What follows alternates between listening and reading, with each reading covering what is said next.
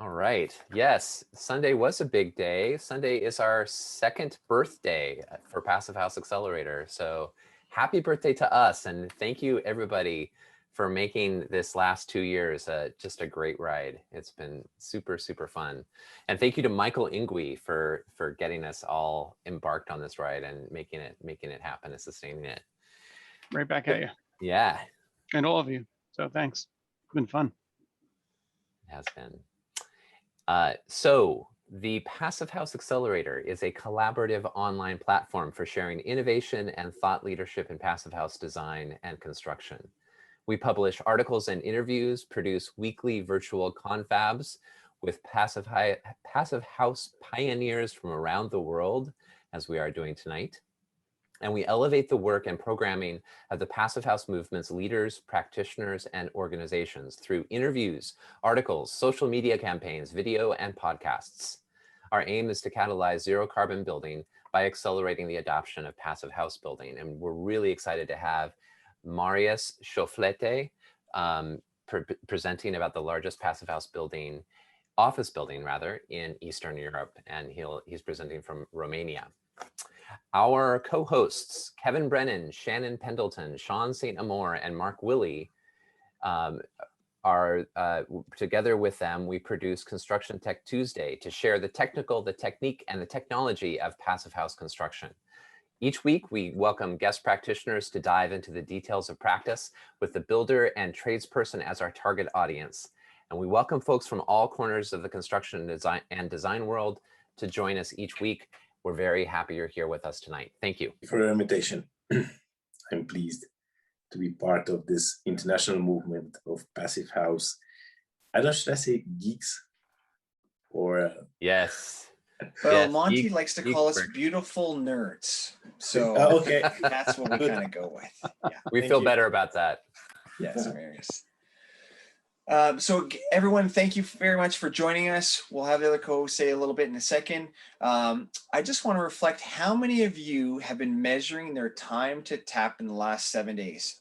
Gary Klein came out last week and talked about that. And I have to say, every time I either go for a glass of water or in the shower, I'm counting away and then I'm cursing the people that plumbed out this particular house I'm in. So hopefully you've taken what Gary said. If you missed it, again, go to the accelerator and watch the video because it was great. I'm a little bit on tilt today, folks. I'm not going to lie. As we're presenting, Vancouver City Council is potentially talking about postponing the climate emergency plan by a year. And so all I can say is, as a community, we still need to work together to not only push the Passive Accelerator, but do all the work you can do in advocacy or whatever you need to do to keep moving forward to take care of not only the planets, but also us humanoids. So with that, keep being the voice of change. I think it's great. I'm looking forward to tonight's presentation to learn more about CLT construction and the largest commercial passive house project in the world. I'm also fueled up for this week. I can't wait to see some of these small little pictures in the gallery view that become actual humans at the conference on Thursday and Friday. That's going to be exciting. And if you stare at me weirdly enough, say hello. If I don't recognize your face, come say hello to me. I'm a friendly person. And I'm excited to open up this community and really start sharing even more with the in-person conferences and learning and conversations and make those connections and then improve this program even more by learning about what people in the crowd are seeing there. Yeah, free hugs. I will give out free hugs too. But we may need to social distance that in some way. But let's get this show on the road. Mark, Shannon. Thanks, Kevin. Thanks, Sean. Thanks, Zach. And thanks, Marius, for being here with us tonight. We are very excited to have you. And when I read your bio, I just couldn't wait to get to know you better. And for those of you out there who don't know Marius, you'll get to know him tonight. And you'll also get some links in the chat about his LinkedIn page, his blog, his YouTube channel. He is an educator. He teaches, he preaches, and he is making Passive House happen in Romania. So we all can be a little bit more like him. I'll be monitoring the chat for your questions. So remember to put a Q in front of those. And I'm going to hand it over to Mark. Sean, Zach, Kevin, Shannon, thank you. I want to start. So Mark Willie, if we haven't met, pleased to meet you. Thank you for being here. For the folks going to NAPHN Passive House for All on Thursday and Friday, I want to pass along some advice. Out-of-towners are the ones that buy drinks for the New Yorkers who are hosting you. So this is a tradition. So please keep with tradition. However, this does not apply to people of Passive House Accelerator. They like dinners and drinks and dances. So please invite them to dance with you. Now, I'm a little confused. We did a warm up about this wonderful facility yesterday, and I thought we were talking about how beautiful this building was tonight. But it turns out we're not talking about the beauty of the aesthetics. We're talking about the beauty of the construction. So sorry for not understanding that, but it is indeed beautiful in both ways. And there's one nugget of information that Shannon left out, and that's Marius has an Instagram page that apparently Sean has been stalking for quite some time. So I invite you all to stalk it as well, to like it, follow it, and share it. And for those that didn't invite a guest tonight, please invite a guest to join you tomorrow night, because y'all get free tickets to the happy hour. Without further ado, Marius, take us on the adventure to this wonderful office building, my friend. Marius, would you like me to just go ahead and run the video? Yes, please run the video. All right. It's, Here comes.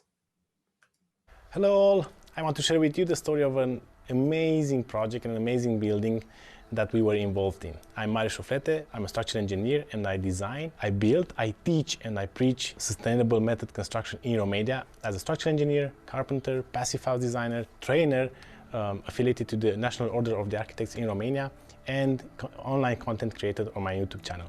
Along with my team from Creative Engineering Office that I founded in 2013, we had designed the structure.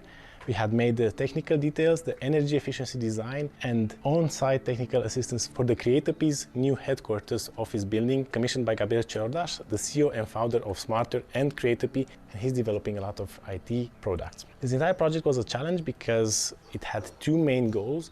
The first goal was to be able to do this building as fast as possible, and this is the reason why the structural system chosen for this building was CLT, that you can see also here on the worksite, and also to achieve a maximum comfort for the future occupants, because this entire building was designed for new employees as a new office headquarters for the ongoing CLT team that will have soon 250 new members.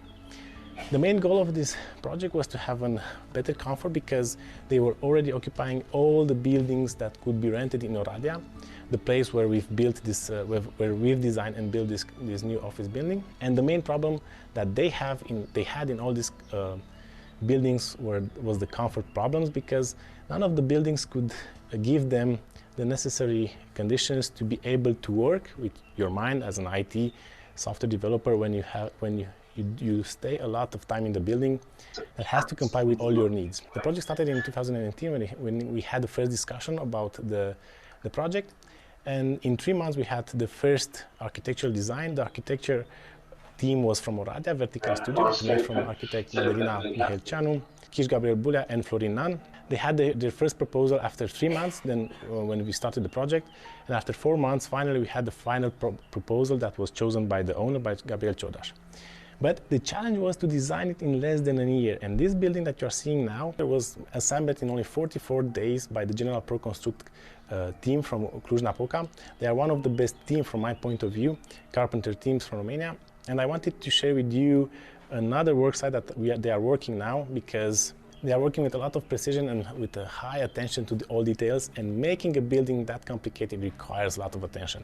Now I'm filming from another worksite from Cluj-Napoca, and I want to share with you this message as a pre-recorded video so that you can enjoy and feel the vibe of the worksite that we had among those 44 days. Because the ex-Smartware, new called CLT building, was made out from 820 CLT panels, 890 cubic meters of CLT cross-laminated timber. We've chosen this structural system because of its very, very fast assembly time and period, because we had to design and build this building in less than 1 year. Why that? Because they really needed all the people to stay together and to work together in the same building so that they will be much more focused on their exponential growth. So back to our building, we had 25 trucks that brought the material from Austria. The entire building was prefabricated in the factory in 4 days. We managed to design it in 21 days as design all the structural parts, because it was a really challenge for us as engineers. We had to stay a lot with the architectural team and had to work shoulder by shoulder with them, due to the fact that ordering the entire structure, we needed to integrate all the technical details. We needed to have on each piece exactly its dimensions, length, wide, thickness, all the chamfers, cuttings, trimmings to all the edges that needed to be joined together, all the quality of the lamellas, because the entire structure remained visible. Actually, it's the biggest structure of the Eastern Europe that is entirely visible. We've chose to let the entire structure visible at the interior due to the speed that the finishing could be made by remaining the entire structure visible. We've made the first meeting with Gabriel at the end of 2018. We had the first design approved in March 2019, and then in May 2019 the worksite had started. Also, the assembly of the structure started in August 2018. So we had a very short period of time from designing the building to confirm it to the production. And also we had to make some decisions because we didn't have all the information at that point we've needed to be able to launch the production. As you know, I don't know if you know, but when working with German people and German factories that work like car factories, you need to confirm all the details, and you must have all the information of the structure to be able to pre-order and order and have the entire structure in the required time. Nevertheless, we also had to think how we will assemble it on the work site. We had to make different kind of scenarios, where to put the crane, how many times should we move the crane, so that we wouldn't spend any hour without knowing what to do. And to ease the entire assembly process, we also made some assembly manuals that we've distributed to all the craftsmen, so that each craftsman from the team did know exactly what he has to do. What kind of piece should he assemble, in what order, after what piece, and with whom he should work. Also, to be sure that everything is moving very fast, from the design office we went to the work site and we assisted the assembly team. And one of the interesting part that we've managed to make is to design integrated details, so that on single detail everybody knows what has to do. I'm giving for you this example of a foundation detail where we have the concrete slab that is staying on a foam glass gravel. The foam glass gravel is made entirely from recycled glass. It's an insulating material that also can be used as a structural material. It's a material with more multiple functions because it has a thermal coefficient very good. It also has mechanical strength, and in a thicker layer it also works as a waterproofing layer. Therefore, we've used about 2,000 cubic meters of recycled foam glass gravel that was made nearby of the worksite in a factory in Hungary. And then we've made this concrete slab.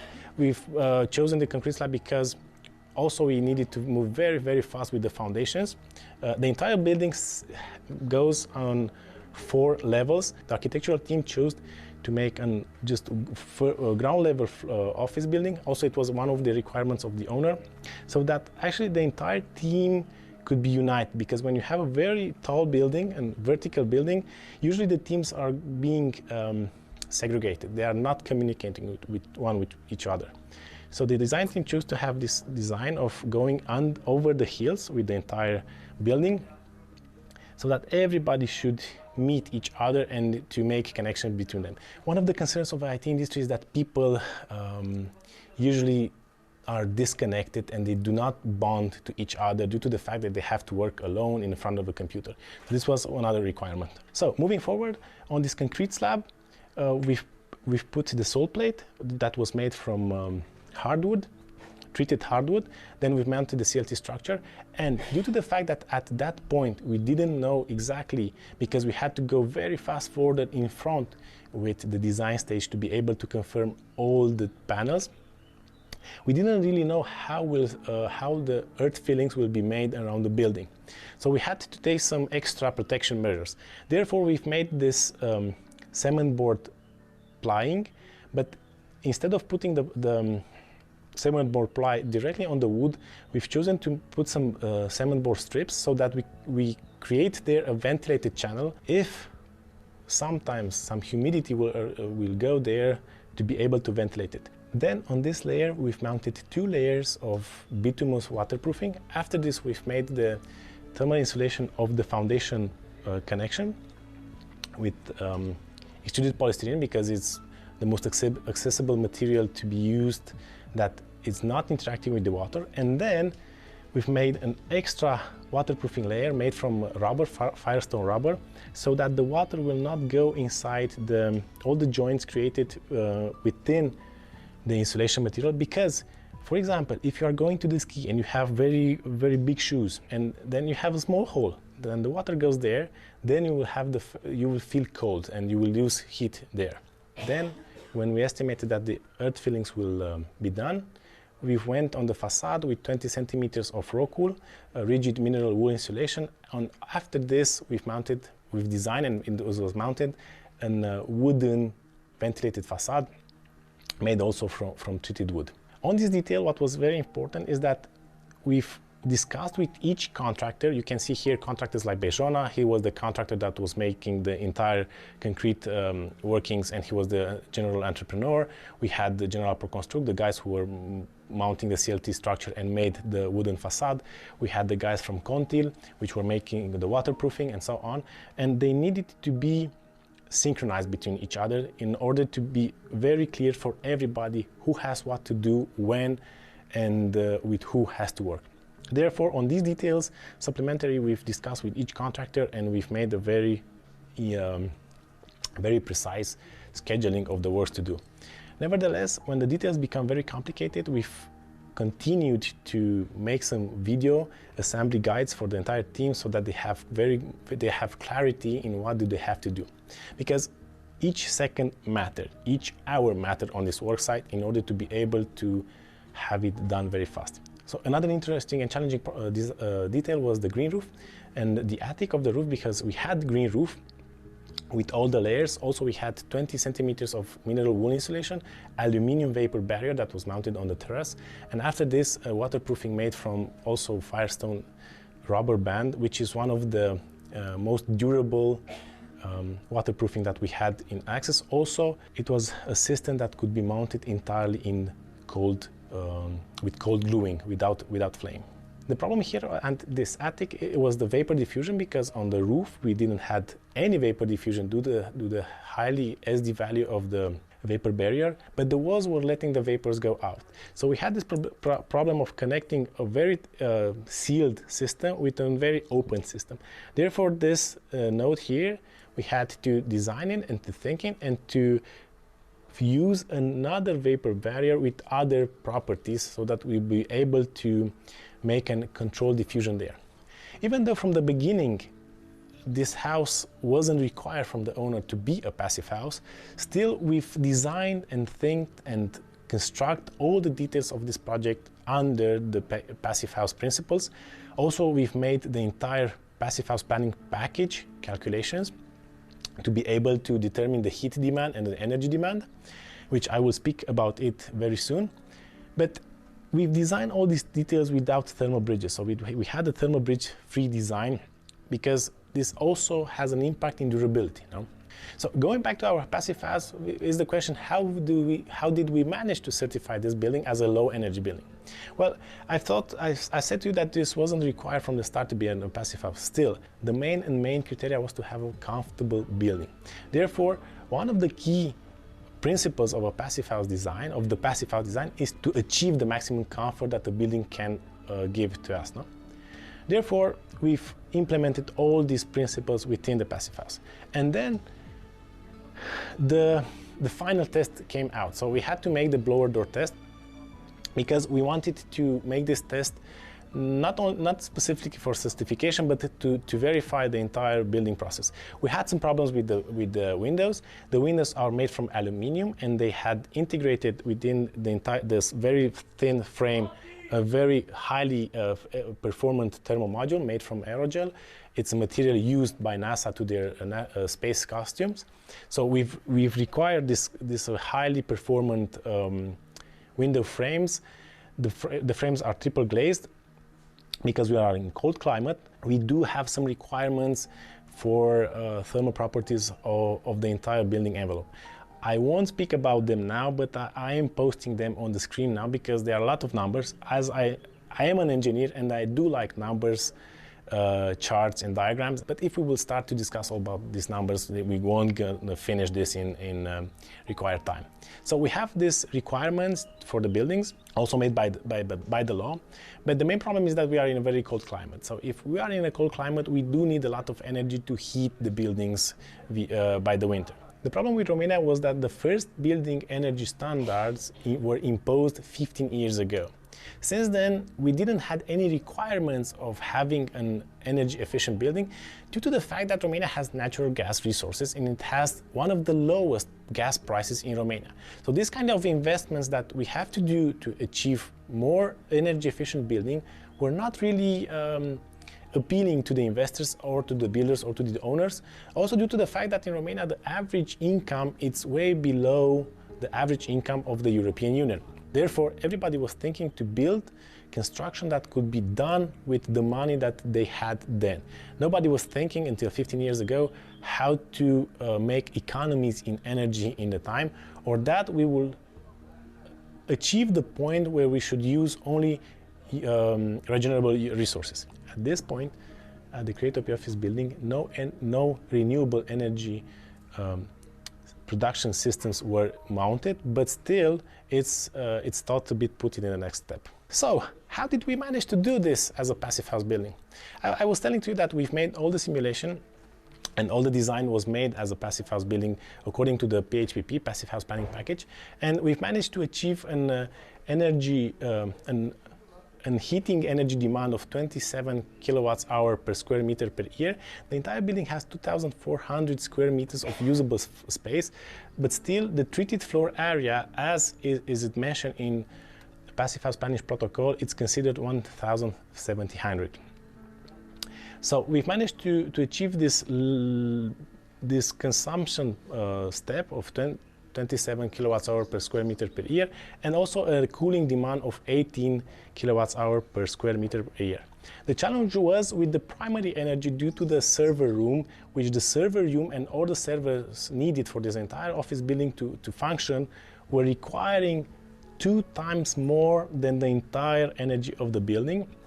Still, by making this energy efficiency design, by having very good materials, by having a very good quality in building, because all the contractors involved, the guys from the General Pro who mounted the structure, the general entrepreneur from Bejona, the team that made the waterproofing and so on, everybody had a lot of attention to the details. Therefore, while going on the work site, we've seen that the things are going good. So when we made the blower door test, the results were amazing, because we weren't expecting a 0.28 changes per hour as a result. Therefore, having also this result, after finishing the building, we've decided that we could make the certification in the low energy building standard, which low energy building, it's the same, has the same principles and the same criteria as the passive house standard.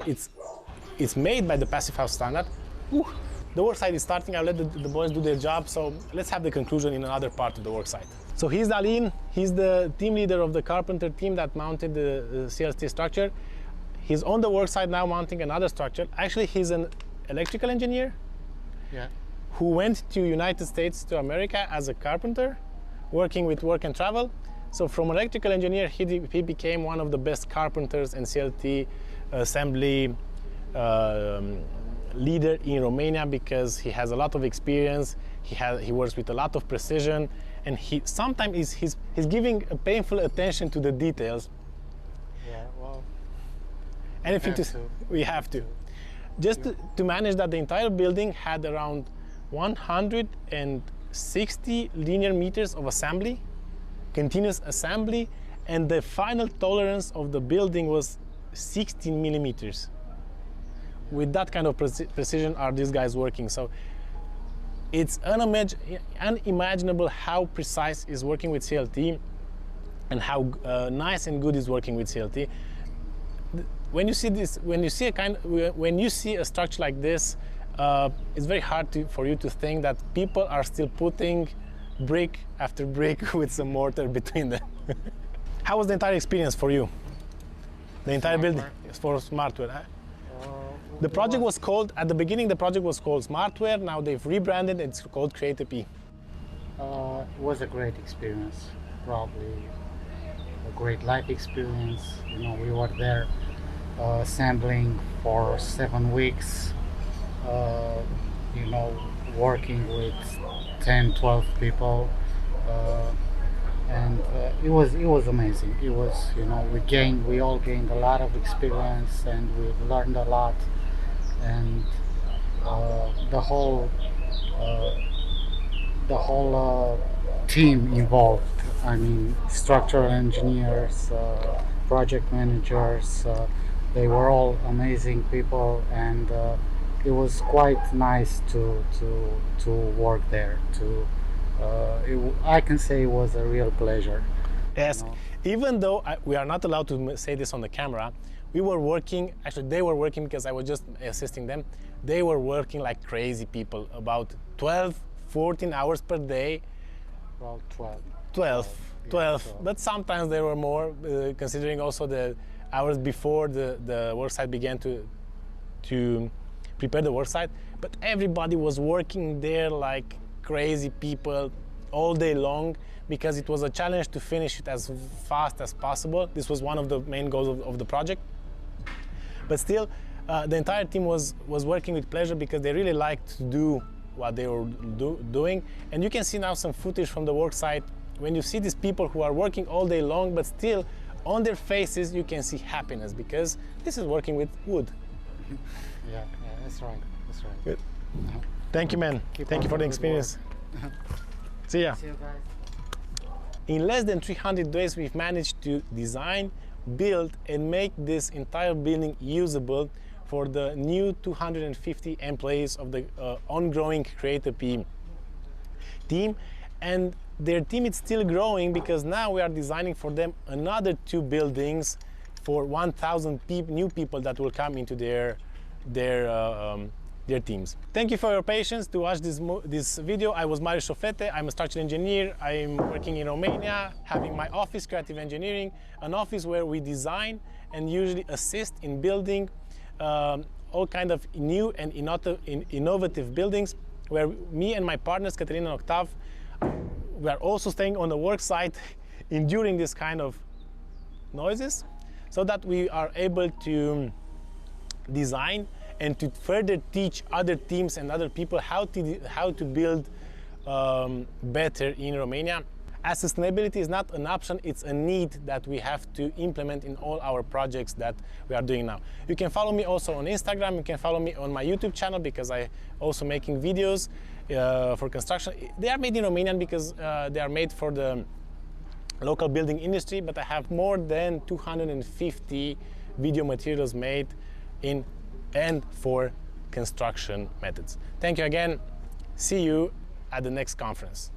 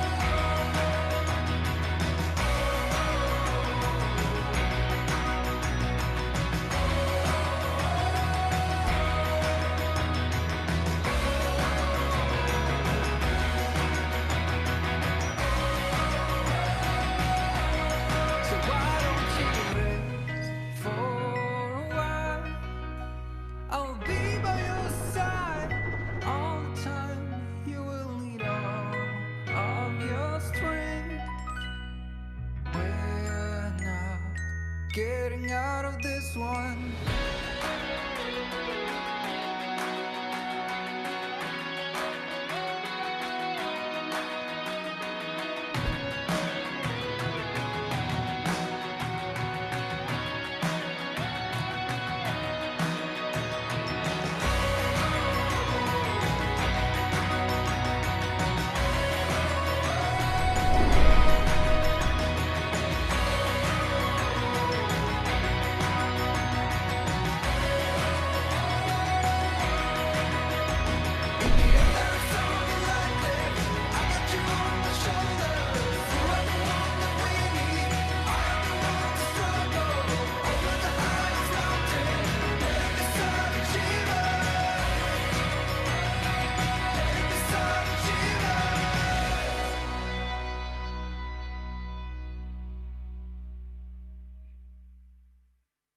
That's all, folks. Wow. Hey. Oh And of my course, God. that's folks with a PH. Nice work, Marius. I think we all need to unmute, Sean. I think a cheers is in order.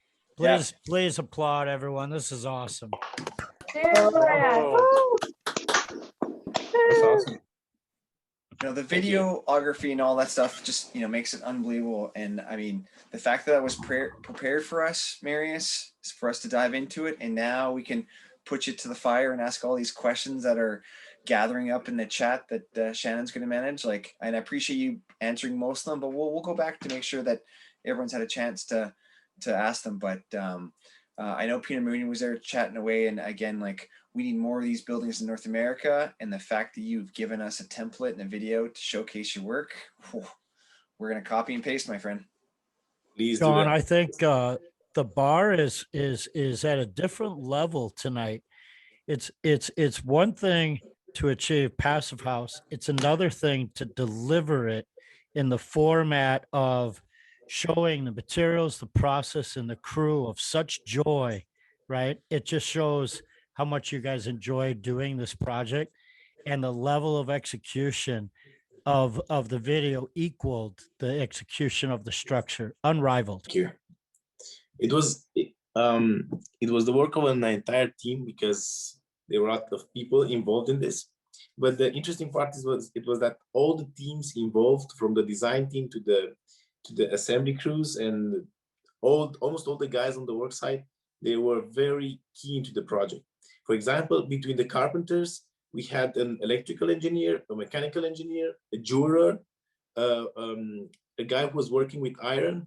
So when they've seen the entire structure, the material, the assembly manual, and they've seen the first parts, how they were assembled, how precise it's everything, they've just started to be like kids in the kindergarten, like playing with their Lego toy. You know, I'm doing better. I'm moving faster than you. No, it's my part that's going bigger than your part of the building. And it was like a permanent competition between the craftsmen who were working on this. And it was an amazing team, the entire project. So also the crane operator was in his world. So he was there like a surgeon. Everything he was doing, he was very precisely. He was one of the oldest crane operators of the company. He had a lot of experience.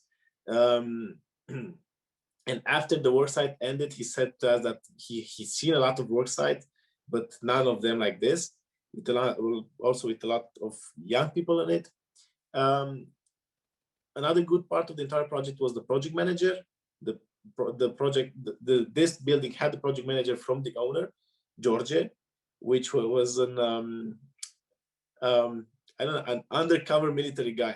I don't know how did he manage to make everybody not to comply with the rules, to make everybody work with the rhythm. That was a very, very important person. Also, we had another colleague on the worksite, Erwin, which was the on-site project manager's man. His main role was to be sure that everybody has all the resources needed. So he was sort of a problem solver. It's a very important person and a role on the worksite.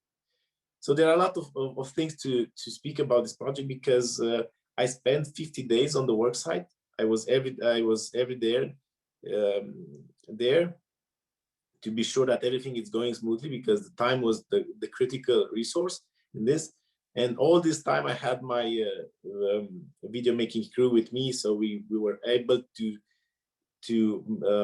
make terabytes of footage, of raw footage, with the entire building.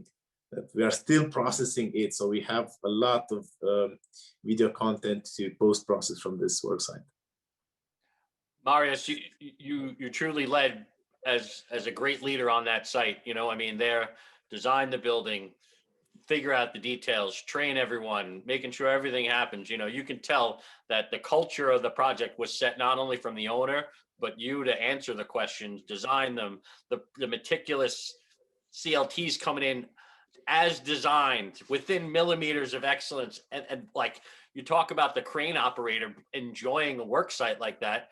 You know, I mean, the guy's worked for 30 years and he wants to work with the best, be surrounded by the best, and to be able to be like, I built that building in 300 days with this crew of awesome people. We worked overtime. We partied hard. We had a great time. I mean, like, it's one of the things I love about Passive House is you get people fueled up that it's not just another work day. You're doing something bigger than yourself, and you're working with people that want to change the world with every screw they put in it. And you could totally see that, and fabulous. I can't wait to hear all these questions. I have a few myself, but you know, people come first. So the video is phenomenal. Thank you.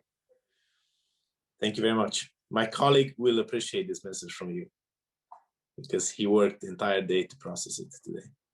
He did a beautiful job, Marius, as did you. You're a natural, not only at the desk, but in the field and on the camera. And it really shows how much your coworkers enjoy working with you.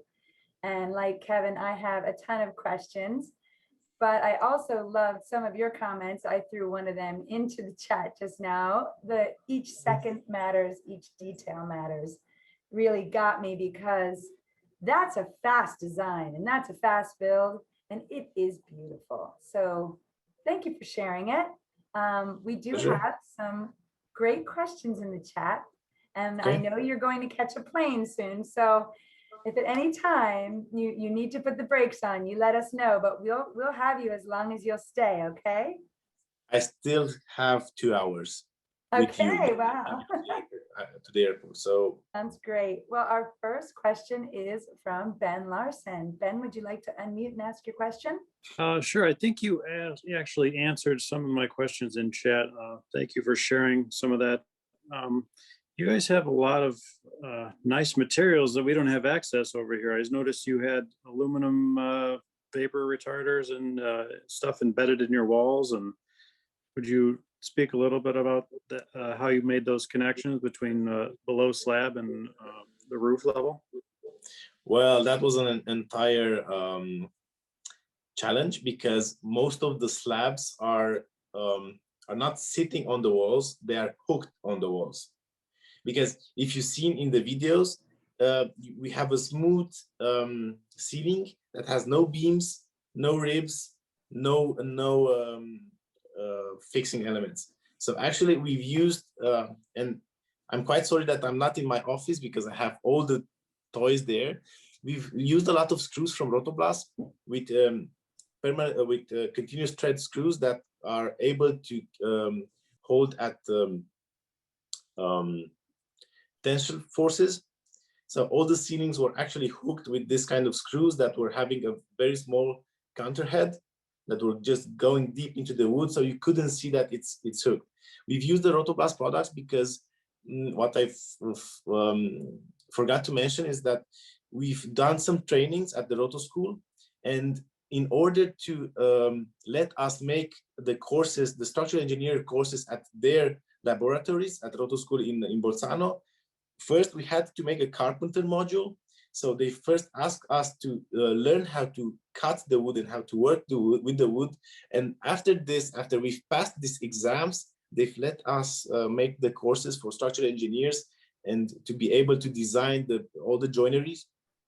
Because if you don't know how the wood works and how what kind of mistakes you can do while cutting back the wood or so on, you cannot really think correctly the joinery.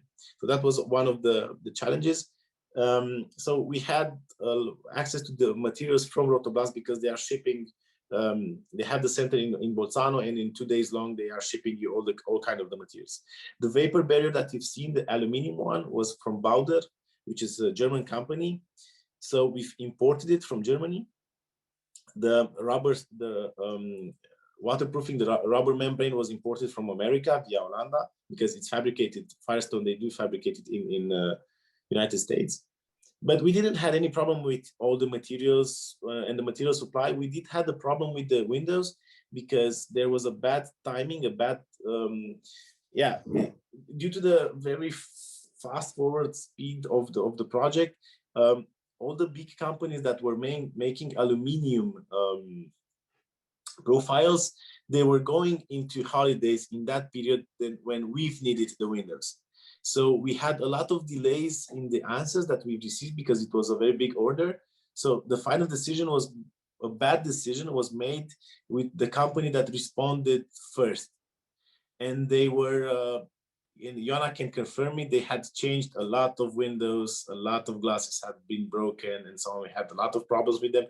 They were actually the weakest part of the entire chain. Everybody was perfect. All the guys, the plumbers, the electricians, everybody was just keeping the rhythm. The guys with the windows was just disastrous. Because we had this special profile with that pre-insulated thermal module that was needed to, enable to achieve the high performance. This is actually one of the reasons that we've managed to certify the building as low energy, not as a passive house, because we've lost some energy due to the weakness of the profile. So it was one of the lessons learned. We also learned some lessons here in this project. One of the lessons is never hurry up with the orders when people go to holidays. Like August is a dead month. You cannot do anything then. Or either you pre-order everything in June, either in September. You cannot take decision in August when everybody's shutting down their factories. Actually in Europe, it's working like this. Everybody's shutting down the delivery parts and so on. So that was the weak part. And you said they pre-installed or pre-insulated the profiles, and that was with aero barrier or aero seal, yes. right? Yes. And so did you specify that, or is that what they do all the time? Yes. And we've went to the factory incognito at 5 a.m. in the morning. We were expecting them at the entrance and tell them, please show us all the profiles because we want to be sure that all the profiles have this aerogel inside of them. And they were like shocked. How do you check them? It's like, it's my, it's my right to check what kind of profiles you deliver to me. Absolutely. Joanna, I want you to tell me if Marius really sleeps, because I don't believe that he actually sleeps now. So yeah, proof of him sleeping, they get the Passive House Award.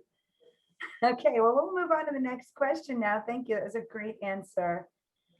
Peter Moonen, if you are still with us, would you like to unmute and ask your question? I am. Marius, thank you very much. I'm extremely jealous. I'm with the Canadian Wood Council, and I'd love to have that as one of our case studies, and maybe we'll do it anyway. But a couple things. I was really interested in how the project was procured. We often find that certain procurement processes are not good for wood. Yours seems to be a very integrated process in that you had people involved right from the get-go. I just want to know whether that's the case. I'm curious about who the manufacturer of the CLT was. I've been to many of the manufacturers in Europe, and Sean has been as well, and also been to the Roto School, which is a great project if you don't get distracted by the orchard and the grapevines next door. And also, where did the crew get their technical training? We're finding in Canada that the training of installers and contractors is a real hurdle, not just for installing the wood, but for understanding how the envelope, how the windows, how the electrical, mechanical, plumbing, all of those kinds of things. So I just all the trainings, most of the trainings were done by me and my team. The assembling training for the CLT guys, the Aline that you've seen, the headmaster of the team, he was quite trained because we worked together on other 4 projects. So we did have time to train each other because he was training me how to think with the hand. You know, the problem of the engineers are that they are overthinking. Everything is the head. And when you have to put it in the hand, then it's disastrous. And then I've trained him why some things have to be done as I do require, because I do know how the structure works. So the entire training for all the details were made by me and my crew. For the passive house principles and details that I've shown in the video. The wood, the CLT structure was procured from KLH, Austria. Yep. And in order to have the very fast production, we went to the factory over them.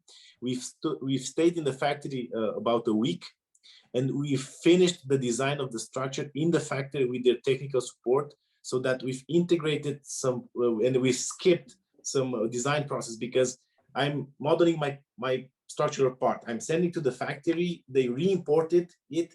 They are trying to understand how did I think it. Then they are putting it to the CNC machine, the CNC animation. They are seeing that it cannot be done. Then they are sending me back some reports to redesign and so on. So we just went there. I've asked them to show me how are the CNC machine are working, how do they program the files, and I've integrated their codes into our design software in CAD-work, and we've exported for them the production files for their pieces, so that we are very sure that all the verification were made for 820 pieces that had to be triple checked. So we've made this at the factory with them. They were not very comfortable with this, but finally they did it, because they were saying, "Oh, these guys are coming out on us to say to us how to do it." Yes, I want to do the piece like this. Please do it. Can you do it? Yeah. And it was fun. Well, and the question that you had about the wood resources in Europe, actually, specifically in Romania, we do have problems with the wood industry, because we have a quite bad legislation, and in the last years we've been confronted with corruption and with not really good, not sustainable, let's say like this, beautiful, no? not a sustainable development of the wood industry. So in Romania, punctually, we had this problem, but in German states like Austria and Germany, they do have a very hard legislation and a very hard protocol of transparent decision in the roadmap of the wood. From where is it coming? Is it coming from sustainable resources or sustainable forestry and so on? So it's a mixture, because in the Eastern Europe countries like Romania, Ukraine, and Bulgaria, we do have problems with sustainable forestry. In the Western part, they had all kinds of protocols and so on, and it's quite better. I was just on a call this morning with several universities from Europe and Canada trying to collaborate on educating architects and engineers, including for wood construction and high performance, but also educating our trades in the construction sector. So if you could send me your email address, or maybe I can get that from Zach or Sean or somebody, I'd really like to get you engaged, because we're looking at establishing an educator's platform for training with heavy and mass timber and prefabricated elements. So I'd really appreciate your input on that. After this work site, I've started to do video manuals as a training. So I do have already made a video manual how to assemble CLT structure. I already have a video manual how to assemble timber frame structures, because one of my, let's say, a spin-off business, the YouTube channel, comes with this request for many constructors, many builders, to make trainings for them. So instead of going on the work site with each builder, I'm making video tutorials, and I'm giving them as a sort of abonnement. Yana, help me. Subscription. A subscription, yeah. Okay. Tutorials, maybe. So we need to also talk. Now I'm working to my my personal online course platform for architects, because I've held more than 30 courses to the National Order of the Architects, with around 1,000 architects on this. And I'm holding also in Romania the Passive House, the passive house designer courses nearby, next to other trainers, a small group of trainers that also they are enthusiasts in this idea. But I'm working now on a platform that it's made on Thinkific, video platform for courses, how to design and build a passive house, mostly in wood, and how to be focused on each kind of details. Well, we need to talk because one of the people on the call this morning was Gerhard Schickhofer, who was one of the inventors of CLT. So if you can send me the email, Zach, or something, I'd love to have a chat with you offline. I don't want to take up any more time, but great project and really inspiring. Thank you very much. I think we'll hear more from Peter in the second hour. Thank you for joining us, Peter. Marius, I'm going to warn you, one of the things he's going to ask you is, have you worked on a building that you will later unbuild later on? But we're going to pause for a second while you think about that. Zach, how about some updates, buddy? Well, all right. I've got lots of updates for you tonight. I'll be very efficient with my time. First, I want to give a big thank you to the organizations that make everything happen for us here at the Passive House Accelerator. So thank you to our founding sponsors, 475 High Performance Building Supply, Baxtingui Architects, Mitsubishi Electric Train HVAC US, Partel, Glavel Foam Glass Gravel, Minitaire All-in-One HVAC and Dehumidification, RDH Building Science, Rockwool North America, StoCorp, and Zola Windows. Our champion sponsor is SIGA, and our stakeholder partner is NYSERDA, the New York State Energy and Research Development Authority. Thanks also to our patron sponsors, Aero Barrier, BR+A Consulting Engineers, Brennan Air Tightness and Insulation, Innotech Windows and Doors, and US Engineered Wood, T-Stud. So our Passive House podcast episode this week is a great interview between Matthew Cutler Welsh and Brian Gwinnen of iSmart. Brian is now based in Perth, Australia, but he was raised and trained as a carpenter in Ireland, spent time in New York City, and now is doing single-family passive house in Western Australia and getting the word out and proselytizing about the benefits of passive house with the industry there. So really interesting about both practice and also about industry transformation. Tomorrow, we're going to help kick off the NAPHN conference with our officially and unofficial happy hour presentation with Caitlin and Tony from Cycle Architecture and Planning. They're going to be presenting about the Crown Heights Passive House, which is a winner of the NYSERDA Buildings of Excellence Award. They're also presenters at the NAPHN conference. So please join us tomorrow night at the happy hour. And I get to be in New York with Michael Ingui and Kevin and others at the Baxtingui office.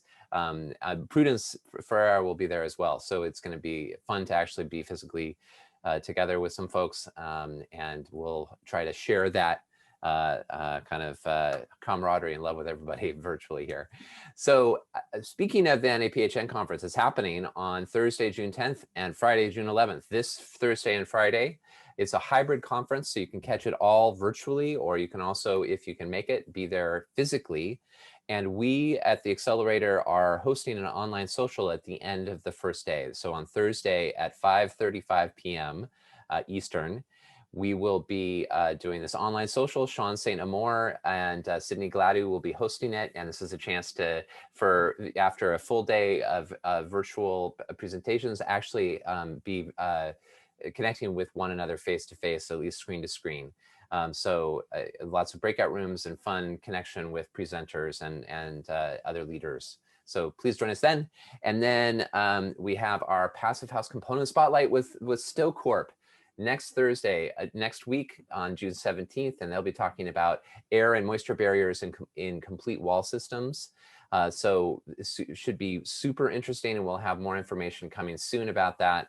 But that's on at 1 p.m. Eastern, 10 a.m. Pacific on Thursday. And then finally, my last announcement, Thursday, June 24th, Centering Equity in Passive House. This is a community workshop that's being co-presented by Astrid County and Johnny Rezvani, and we hope that you join us there as well.